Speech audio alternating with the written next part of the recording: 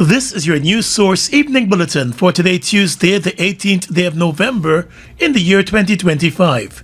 I'm Gordon Mosley reporting. Now here's what we're tracking tonight. The European Union Election Observer Mission presented its final report of the 2025 elections in Guyana and called for constitutional reform to strengthen the country's electoral system today.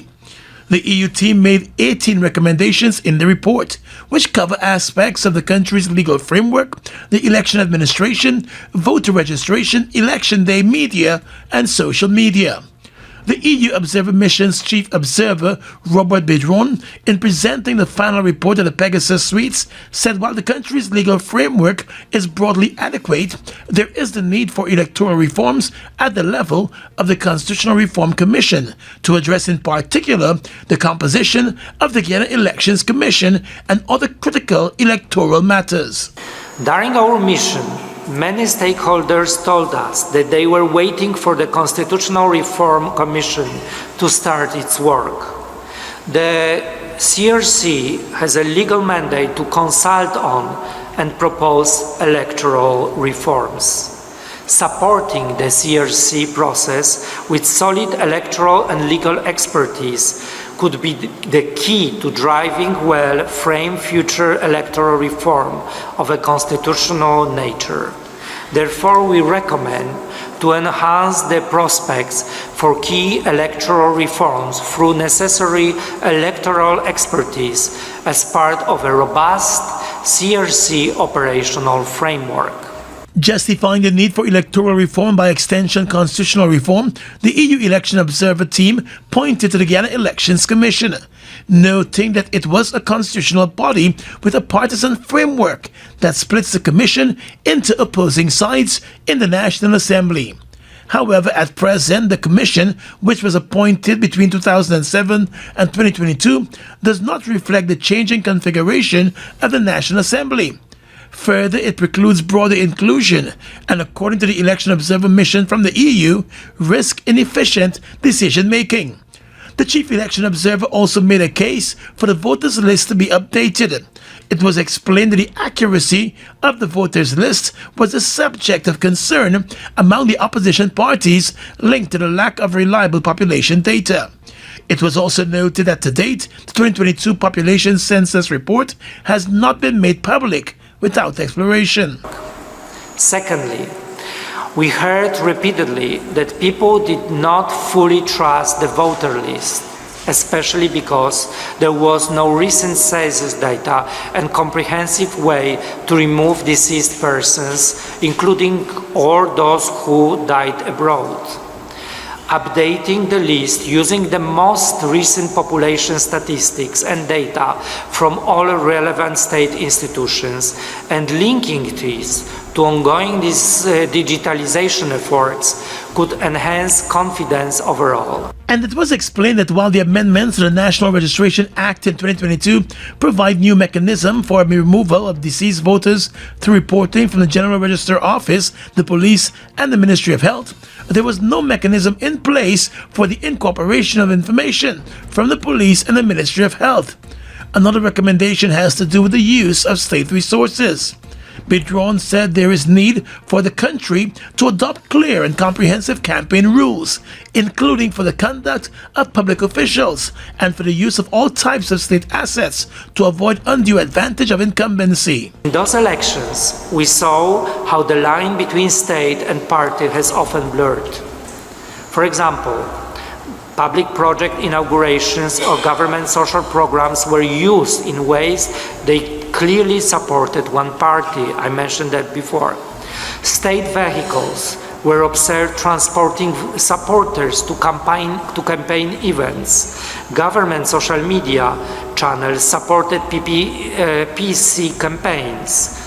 Clear, enforceable rules for how public officials, state resources, and government communication can be used in election period would protect everyone and help ensure that any future incumbent does not unduly benefit through an unfair advantage. We therefore recommend to adopt clear and comprehensive campaign rules, including for the conduct of public officials and for the use of all types of state assets to avoid undue advantage of incumbency. As part of the list of recommendations, the EU Election Observer Mission also underscored the need for campaign financing legislation to be strengthened and for there to be an independent oversight body that would revise outdated legal provisions, including expenditure ceilings and permissible expenses, the establishment of media campaign coverage rules on equitable airtime and space for electoral contestants, as well as political advertising, and the implementation of the Data Protection Act. Overall, the EU Election Observer Mission found that the country's election was peaceful and well run, but took place in a context of deep political polarization. More news coming up in just a moment. It all starts with one. Maybe it's one look, you know the one, or one touch, even one word. It can start with one step, or one promise, one thrill, one first time, one deep breath, one leap of faith, one day to remember, or one night to forget. One moment, so many stories that make up one crazy, average, everyday, fabulous life. We get one life, just one. Make your move. It all starts with one.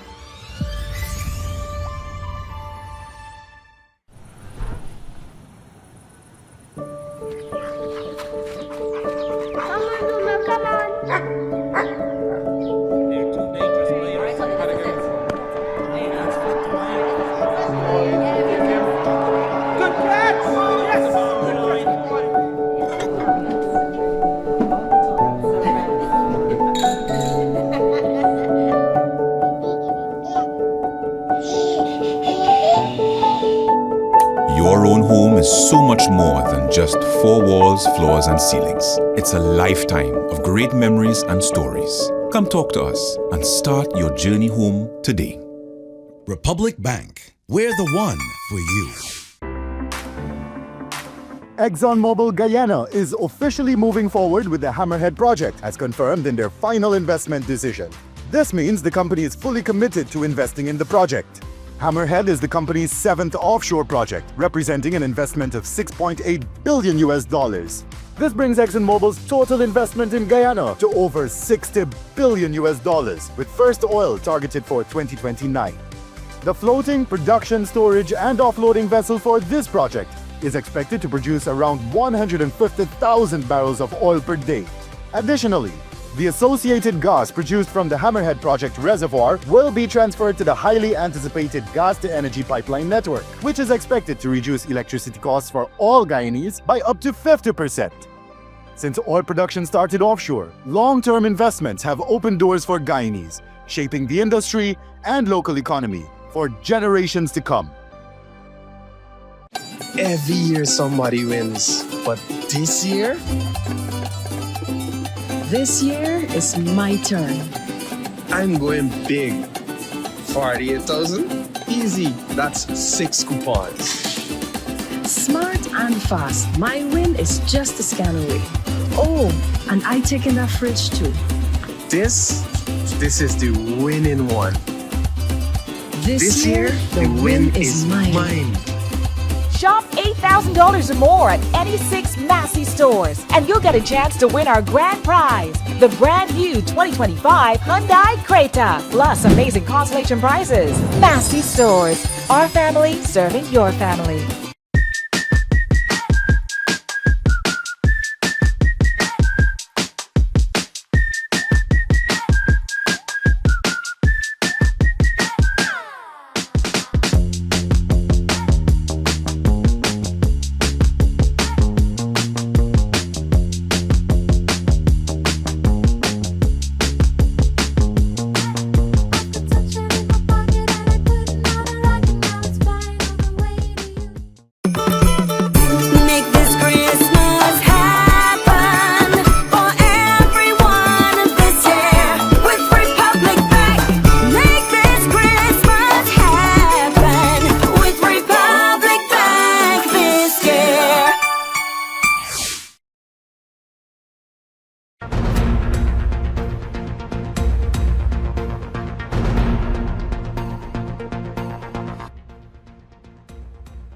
The We Invest in Nationhood Party, which is the main opposition party in the National Assembly, has dispatched a pre-action letter to the Speaker of the National Assembly, Mansour Nadir, warning that failure to convene a meeting within 14 days to elect the leader of the opposition will result in legal action. Through their attorney, Sian Dorjon, the 16 Wind members of Parliament told the Speaker in the letter that there is nothing stopping him from convening a meeting of the opposition members of Parliament to elect a leader of the opposition, which is a constitutional position.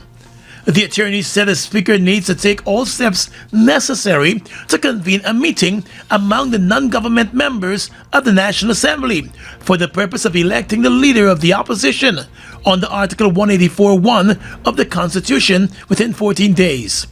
The attorney said the Speaker's failure to do so could lead to proceedings in the High Court. The attorney said during the first sitting of the 13th Parliament on the 3rd of November, the Speaker was written to on the issue by the members of the Wind Party, and the request was made for a meeting to be convened the same day to elect the opposition leader, but to no avail. He said based on a verbal exchange between MP Natasha Singh Lewis of the Wind Party and the Speaker of the National Assembly, Mansour Nadir, the Speaker, while indicating that the meeting would not have taken place on the 3rd of November, reportedly said it doesn't have to wait until the next sitting. Today there has been no meeting. Dorjon, in correspondence to the Speaker, said there was nothing stopping him now from calling the meeting. He said it should be noted that there was no impediment to the Speaker convening the meeting on the 3rd of November, as all of the non-government members of Parliament were present at the Arthur Chung Conference Centre and lingered long after the sitting in the building for political and social purposes. MP Singh Lewis had also written the Speaker requesting an update. However, there has been no response. Attorney Dorjon said the leader of the opposition is a key constitutional office holder who has a number of important constitutional responsibilities under the law. The attorney in the letter said it is inconceivable that the Constitution could have ever contemplated that the Speaker's unqualified and mandatory obligation under Article 184(1) of the Constitution could be unduly delayed to some uncertain time in the unknown future. He urged the Speaker to act promptly with all reasonable speed commensurate to the importance of the public functions of the leader of the opposition. Calls to the Speaker of the National Assembly by news source today were futile. However, the Clerk of the Assembly, Sherlock Isaacs, told news source that he was not informed of the latest correspondence from the Wind Party. He also said a date has not yet been set for the next sitting of the National Assembly, and he is unable to indicate whether a date had been set for the convening of a meeting to elect the leader of the opposition. The Financial Intelligence Unit is reporting an increase in suspicious transactions last year when compared to 2023. The majority of those transactions are related to fraud. According to Section 18(4) of the Anti-Money Laundering Act, a reporting entity such as a bank or a financial institution must send suspicious transactions to the FIU whenever it suspects or has reasonable grounds to suspect that funds or a transaction or attempted transaction are connected to the proceeds of criminal activity, money laundering, or terrorist financing. In its 2024 annual report, the FIU said that the majority of the suspicious transactions reported were related to fraud and structuring transactions. In 2024, the Financial Intelligence Unit said it received 208 suspicious transactions compared to 180 received in 2023, representing a 15.6% increase. The two most commonly cited suspicious activities received were general fraud and structuring transactions, indicating a continued trend of fraudulent and structuring activities as key drivers of suspicious financial behavior. Some 60 cases of fraud were reported last year, up from 28 the previous year, and 22 structuring transactions, which were up from 20 the previous year. The FIU also said while there was a 15.6% rise in the number of suspicious transactions reported in 2024, the overall value of those transactions fell by over 90%. Additionally, the FIU said it disseminated 20 financial intelligence reports to 11 counterparts and 1 international organization in accordance with established international cooperation frameworks. Those reports are linked to suspected crimes, including money laundering, related predicate offenses, and terrorist financing. The estimated total value of the transactions covered in those reports was approximately 281.6 billion Guyana dollars.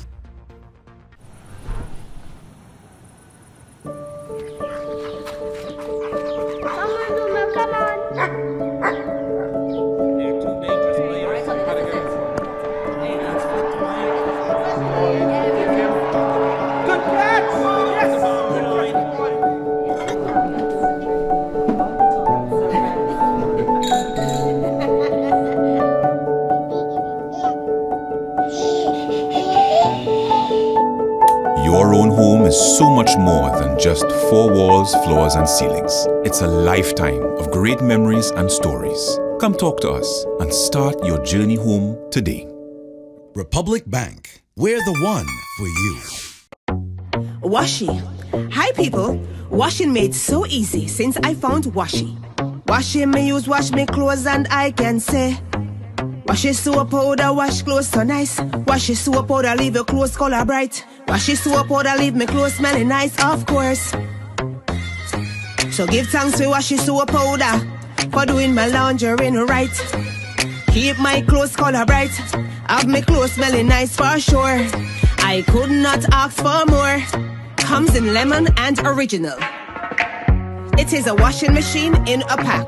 Wash it soap powder, wash clothes so nice. Wash it soap powder, leave your clothes color bright. Wash it soap powder, have my clothes smelling nice, of course. Distributors located in the Stabrook Market.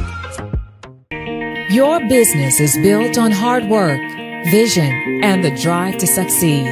At GBTI, we understand what it takes to grow.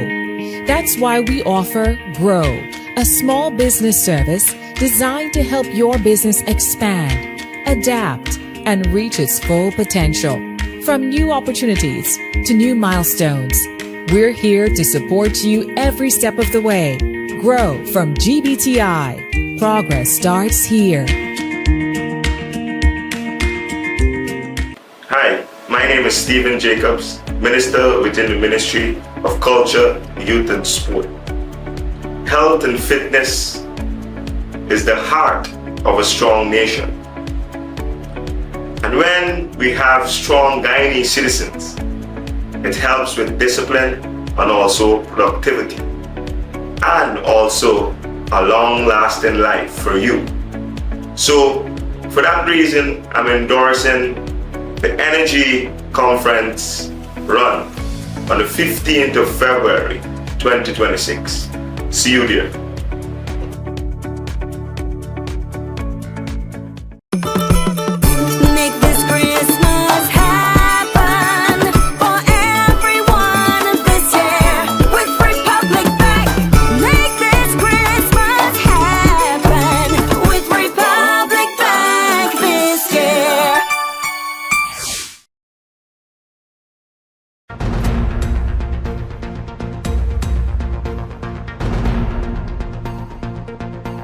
The Ministry of Natural Resources today announced that the Petroleum Agreement and the Petroleum Exploration License for the S4 development project, which was recently signed and issued, have been uploaded and are now publicly accessible.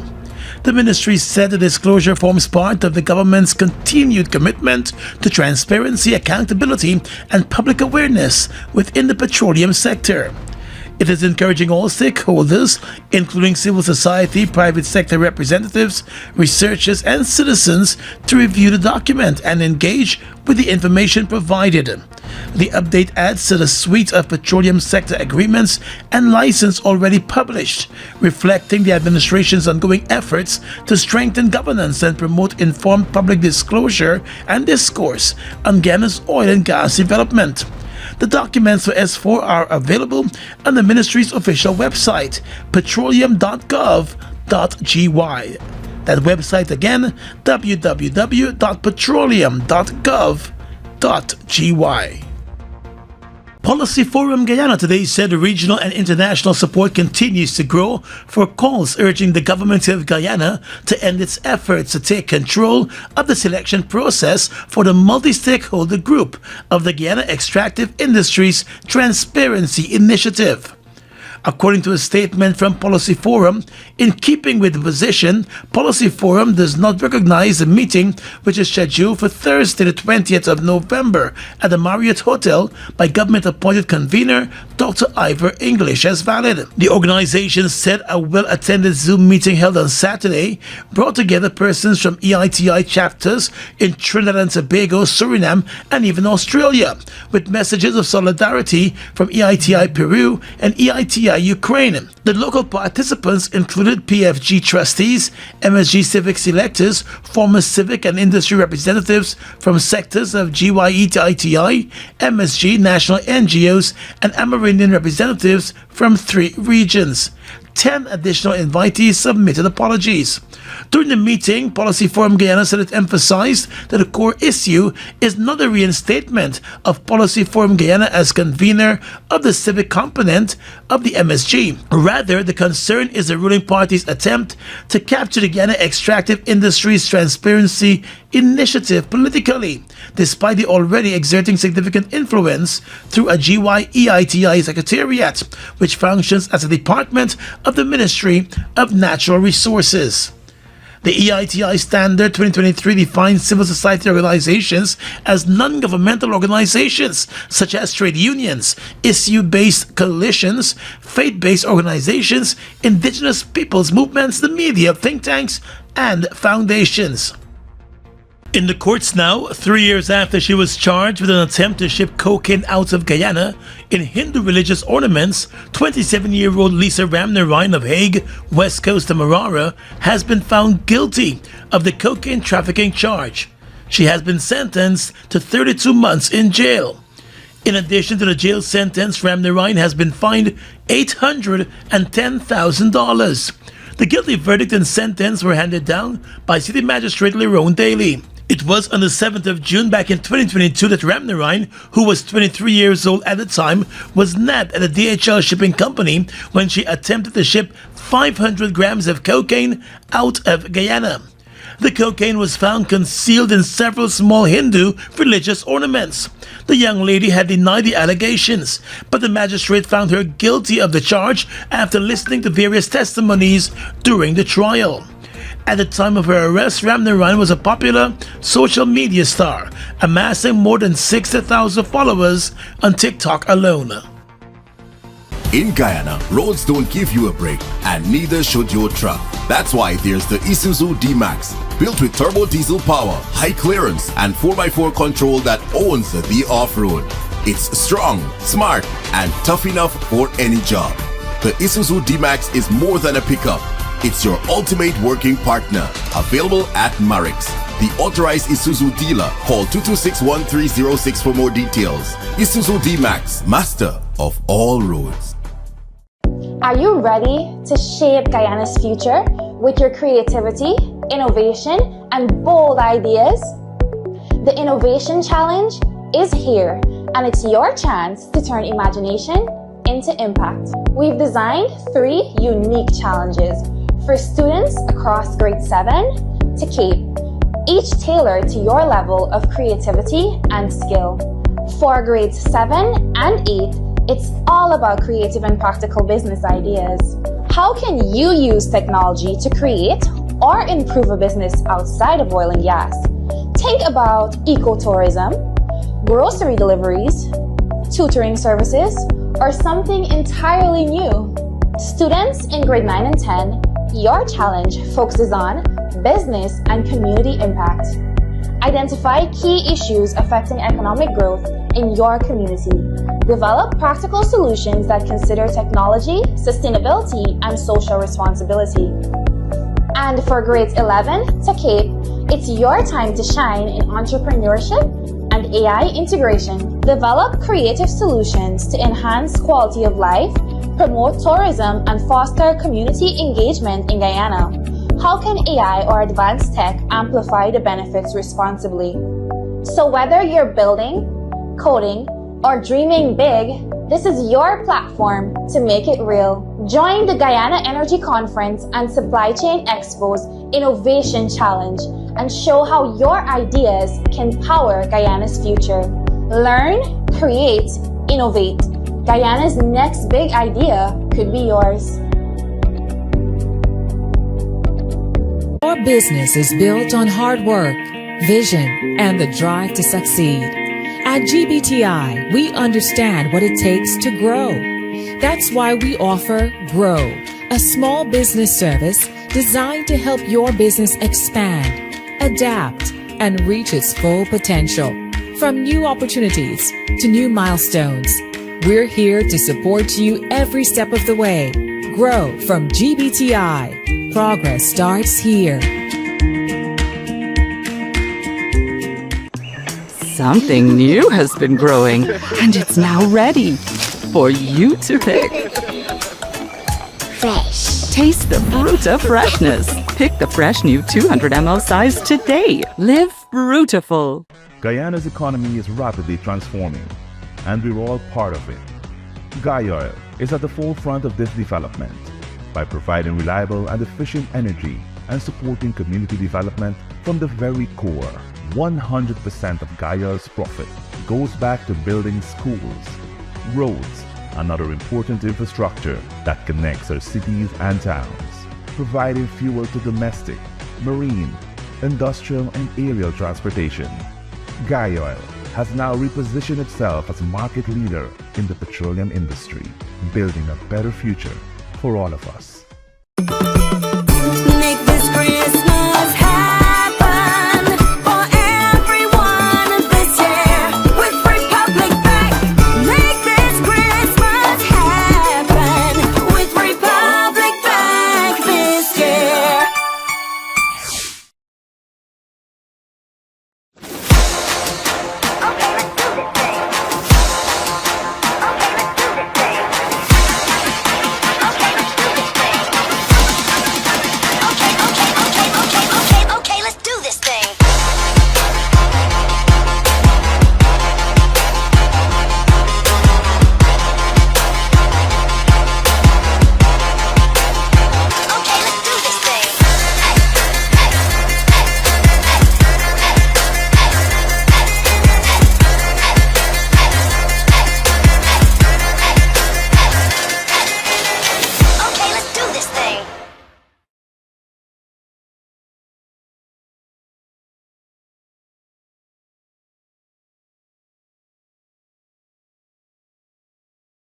With your regional and international news tonight, I am Svetlana Marshall in the region.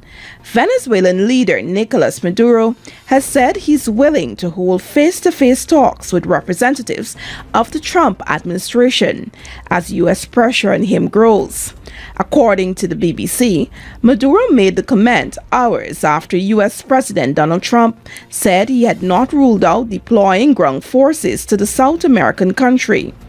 The Trump administration has accused Maduro, whose re-election last year was dismissed as rigged by many countries, of being the leader of a drug cartel. Maduro has denied the allegation and accuses the U.S. of trying to incite a war to gain control of Venezuela's oil reserves. Since Trump was sworn in to a second term in office in January, the U.S. government has been increasing its pressure on Maduro. It has doubled the reward it offers for information leading to his capture to $50 million US, and in August launched a counter-narcotics operation targeting boats it accuses of transporting drugs from Venezuela to the U.S. More than 80 people have been killed in the U.S. strikes on suspected vessels since then, most of them in the Caribbean as well as some in the Pacific. COP30 host Brazil has created 10 new indigenous territories, with the climate summit hit by protests in recent days. The designation means the areas, including one in part of the Amazon, will have their own culture and environment protected under Brazilian law, though this is not always enforced. The move follows similar actions from Brazil President Luiz Lula da Silva, whose government recognized indigenous possession of 11 territories last year. The latest measure will be formalized through a presidential decree. It comes as thousands have protested at the UN's annual climate conference, with some carrying signs reading, "Demarcation now." And finally tonight, international news. Israeli Prime Minister Benjamin Netanyahu on Tuesday called for Hamas to be expelled from the region, a day after the UN Security Council endorsed President Donald Trump's plan to end the war that offers the Palestinian militant group amnesty. Netanyahu publicly endorsed the plan during a White House visit in late September. However, his latest remarks appear to show that there are differences with the United States on the path forward. Hamas has also objected to parts of the plan. Diplomats say privately that entrenched positions in both the Israeli and Hamas sides have made it difficult to advance the plan, which lacks specific timelines or enforcement mechanisms. Still, it has received strong international backing. Netanyahu on Tuesday published a series of posts on X in response to the UN vote. In one post, he applauded Trump, and in another wrote, "The Israeli government believes that the plan would lead to peace and prosperity because it calls for the full demilitarization, disarmament, and de-radicalization of Gaza." And that's your News Source Evening Bulletin for tonight. I'm Svetlana Marshall, wishing you a pleasant evening.